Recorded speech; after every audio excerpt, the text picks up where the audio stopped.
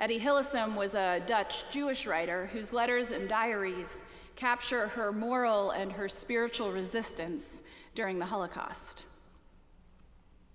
She describes prayer as a continuous interior attentiveness, language that parallels 1 Thessalonians' encouragement to pray without ceasing, and that also reflects Jesus' words when he says, "The kingdom of heaven is within you." Prayer is a kind of continuous interior attentiveness, she says. Hillesum writes about prayer as a way of being that refuses to let hatred take up space in her heart. Prayer is the ongoing practice of staying in relationship with God, even while fear and anger and grief surge. Dehumanization can spread like contagion, but she didn't want to add to the world's violence by hating people herself, even people who hated her.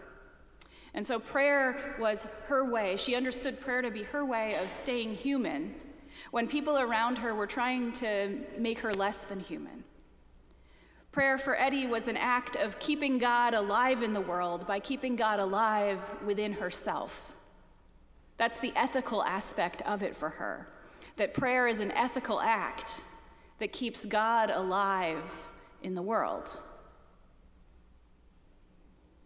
I appreciate these contemplative writers because they show that prayer is not only the words we repeat or a specific time that we set aside to talk to God, but that prayer is a way of being, a way of living our life in the world.